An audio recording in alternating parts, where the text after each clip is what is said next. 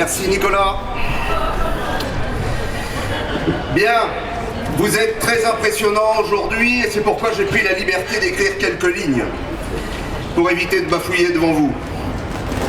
Malgré que quand je regarde tous ces bérets, ces calots, j'ai l'impression d'être en famille. Comme Nicolas l'a rappelé, le 14 avril dernier, Place d'Armes publiait la désormais célèbre Tribune des militaires. Appel adressé au président de la République, aux membres du gouvernement et aux parlementaires. Cet appel faisait état du délitement de la France et attendait une prise de conscience et des réactions salvatrices de nos dirigeants.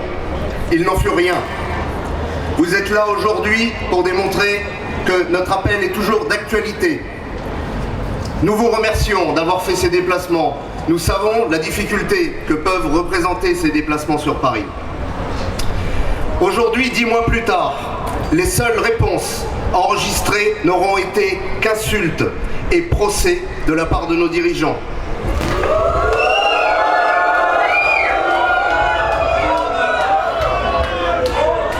Notre combat reste donc plus que jamais d'actualité. La situation de la France reste malheureusement extrêmement préoccupante. Et c'est pourquoi nous allons proposer une dizaine de mesures qui vous seront évoquées tout à l'heure aux candidats à cette élection présidentielle. Quoi qu'il en soit, pour nous, le président de la République doit être le garant de la sécurité des Français. Mais en réalité, l'insécurité n'a jamais été aussi prégnante. Les violences physiques augmentent en permanence, plus de 21% sur les 3 dernières années. Les frontières demeurent désespérément ouvertes et sans contrôle. L'invasion, immigration-invasion se poursuit inexorablement. Le président de la République doit également être le garant de l'unité nationale.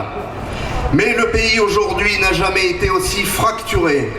Des enclaves étrangères s'institutionnalisent un peu partout sur notre sol.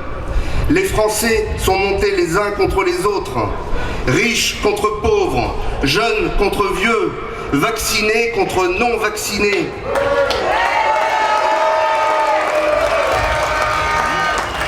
Et désormais Corses contre continentaux. Le président de la République doit être le garant de notre souveraineté nationale. Mais celle-ci est déléguée chaque jour davantage à des institutions étrangères ou internationales. Ces institutions faisant peu de cas des choix légitimes des Français concernant leur propre avenir.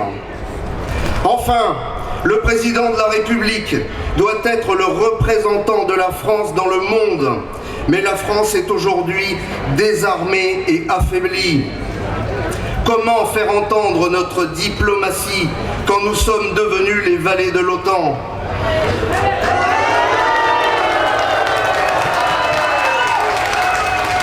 Non plus alliés, mais alignés. Quand nous sommes si ridiculement représentés par un locataire de l'Élysée qui organise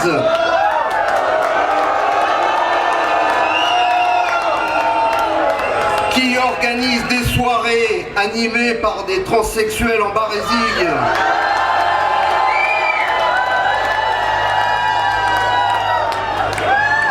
Quelle crédibilité, mes amis, sur la scène internationale. Comment alors aller donner des leçons à Budapest ou à Moscou? Le président actuel est le caporal de semaine de la Commission de Bruxelles. Alors que nos soldats n'hésitent pas à donner leur vie pour la France, nos oligarques profitent sans honte des ors de la République, distribuant avantages et privilèges à leur clientèle.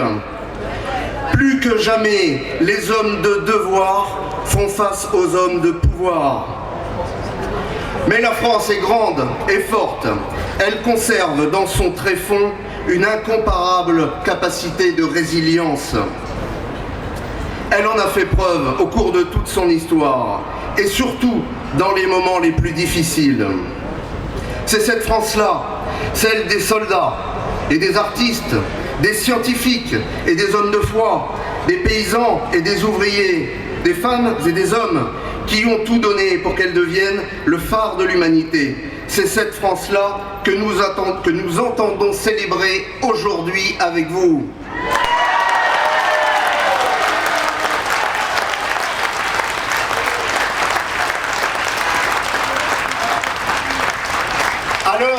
À l'heure du délitement évident du pays, soldats et civils unis dans un même amour de notre patrie, aujourd'hui nous devons faire entendre le droit à la continuité historique de notre belle France.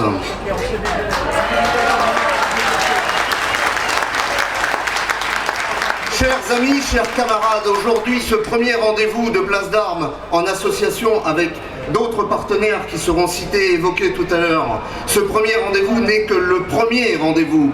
Désormais,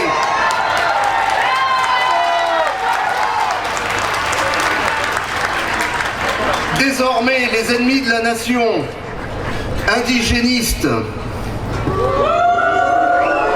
décoloniaux, déconstructeurs, falsificateurs de notre histoire et autres collabos, nous trouverons désormais systématiquement sur leur chemin.